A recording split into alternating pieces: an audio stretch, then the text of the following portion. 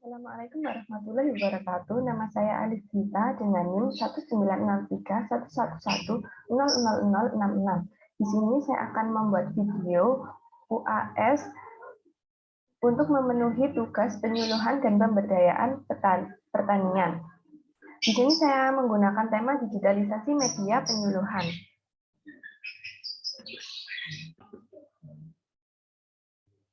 Digitalisasi media penyuluhan, yaitu proses pemberian atau pemakaian sistem digital yang menggunakan alat atau sarana yang dapat meningkatkan pengetahuan petani dalam bidang pertanian untuk meningkatkan efisien usaha tani. Langkah-langkah dalam mendukung pembangunan pertanian berbasis digital. Yang pertama yaitu peningkatan kapasitas penyuluh, yaitu penyuluh sebagai fasilitator dalam pemberdayaan petani tentu harus memiliki kapasitas yang mumpuni dalam pengolahan penyuluhan pertanian berbasis teknologi digital pertanian. Penyuluhan yang ada sekarang ini perlu bertransformasi dalam membangun sistem penyuluhan berbasis teknologi digital. Oleh karena itu, pelatihan peningkatan kapasitas penyuluh dalam penggunaan media penyuluhan berbasis digital tersebut harus dilakukan. Penyuluhan dalam revolusi 4.0 menuntut kapasitas penyuluh dalam memfasilitasi dan menyediakan segala kebutuhan petani melalui akses internet. Penyuluh didorong untuk menyediakan data. Yang kedua yaitu penyuluhan berbasis sentra pertanian rakyat. Sebagian besar petani di Indonesia adalah petani gurem. Jumlah petani yang begitu besar tersebut adalah tulang punggung pangan nasional. Oleh karena itu, lembaga penyuluhan perlu mendorong petani untuk bertani dengan sistem komunal. Pertanian sistem komunal diprediksi akan lebih efisien dalam mengadopsi pertanian berbasis digital tersebut serta mampu meningkatkan kesejahteraan petani. Dengan penerapan sistem komunal akan mempermudah bahkan menghemat penyuluhan dalam mendorong kemampuan petani dalam berinvestasi dan modernisasi teknologi dalam kegiatan usaha pertaniannya. Yang ketiga ada penyuluhan berbasis internet.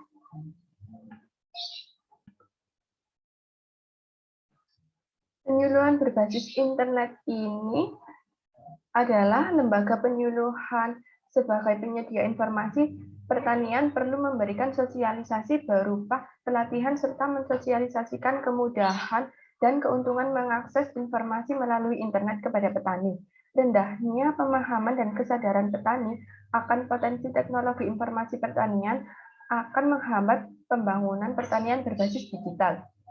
Penyuluhan berbasis internet secara positif akan mempercepat interaksi komunikasi antar penyuluh dengan petani yang mampu menjangkau wilayah yang lebih luas sekaligus mengurangi masalah keterbatasan rasio jumlah penyuluh dengan wilayah binaan yang belum sebanding hingga saat ini.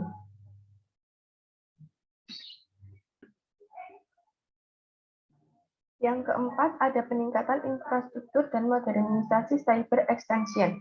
Cyber extension merupakan salah satu mekanisme pengembangan jaringan komunikasi inovasi pertanian yang terprogram secara efektif untuk mempertemukan lembaga penelitian, pengembangan, dan pengkajian dengan penyuluhan pendidikan petani dan stakeholders lainnya yang masing-masing memiliki kebutuhan informasi berbeda sehingga dapat berperan secara sinergis dan saling melengkapi.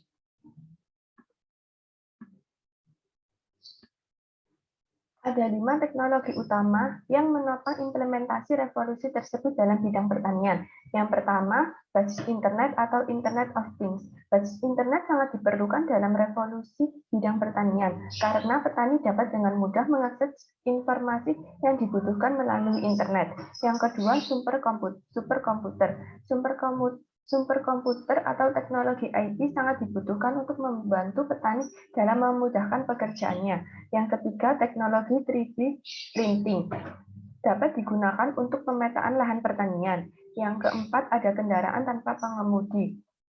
Kendaraan tanpa pengemudi dapat mengefisien dan menghemat pekerjaan petani, sehingga petani tidak perlu mengeluarkan tenaga yang berlebihan.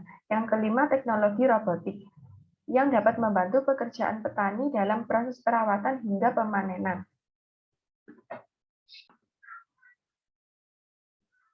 Sektor pertanian sebagai sektor yang diandalkan dalam memenuhi ketersediaan pangan di negeri ini harus mampu beradaptasi dan mampu memanfaatkan teknologi digital berbasis internet tersebut.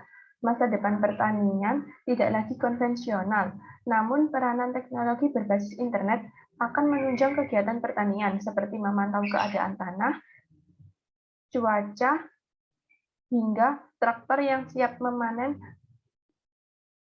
hanya melalui ponsel pintar. Tantangan penyuluh dalam penyebarluasan informasi teknologi. Petani di Indonesia umumnya berada pada golongan menengah ke bawah dengan kondisi sosial budaya yang masih dipegang teguh, terutama mereka yang tinggal di wilayah pedesaan. Karakteristik petani yang masih kuat memegang budaya perlu proses yang lebih lamban dalam menerima inovasi. Ini masih menjadi tantangan bagi penyuluh pertanian dalam menyampaikan teknologi baru. Menurut Sukartawi 1988 menyatakan bahwa petani kecil umumnya mempunyai sifat menolak resiko atau yang dinamakan risk averter.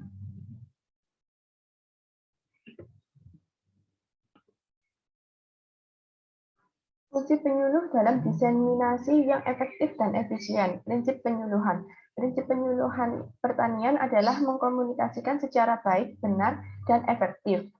Komunikasi yang mudah dimengerti. Penyuluh harus menggunakan bahasa yang mudah dimengerti agar petani tersebut mampu memahami apa yang sebenarnya dimaksud oleh penyuluh tersebut. Gerak penerima informasi menjadi petunjuk. Gerak-gerik penerima informasi dapat menjadi petunjuk apakah suatu informasi itu bisa diterima. Misalkan ekspresi wajah dengan pandangan kosong atau menggelengkan kepala atau mengangguk menunjukkan kekurangpahaman dengan informasi yang didengar. Informasi yang disampaikan secara berkepanjangan dengan ungkapan istilah-istilah yang tidak umum menyebabkan pendengar informasi akan merasa lelah dan menjadi tidak fokus. Akhirnya, mereka akan mengobrol sendiri dan tidak lagi konsentrasi untuk mendengarkan. Kegiatan penyuluh pertanian harus efektif, mampu menyelenggarakan penyuluhan dengan metode yang sesuai sasaran dan waktu, tempat, objek materi, dan subjek peserta. Materi yang disampaikan sesuai kebutuhan informasi. Hal ini diperlukan komunikasi awal sebelum melaksanakan penyuluhan.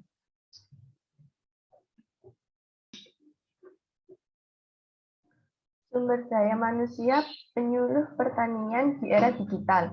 Berdasarkan UU nomor 16 tahun 2006, penyuluh dibedakan dalam 3 kategori, yaitu yang pertama penyuluh PNS, yang kedua penyuluh swasta, dan yang ketiga penyuluh swadaya. Secara umum, ketiga kategori penyuluh memiliki fungsi yang tidak berbeda.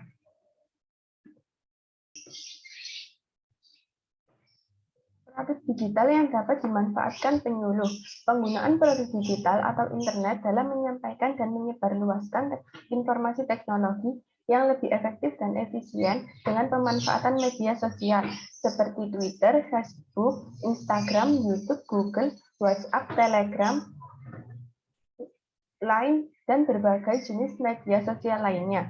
Media video klip atau film dalam durasi pendek dapat digunakan sebagai bentuk media yang memiliki spektrum luas.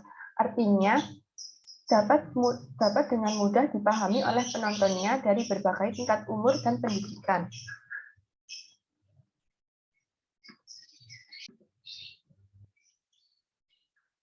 Tantangan bagi penyuluh di era digital ini adalah kemampuan mengimbangi perkembangan teknologi. Cukup sekian yang dapat saya sampaikan, kurang lebihnya terima kasih, mohon maaf. Wassalamualaikum warahmatullahi wabarakatuh.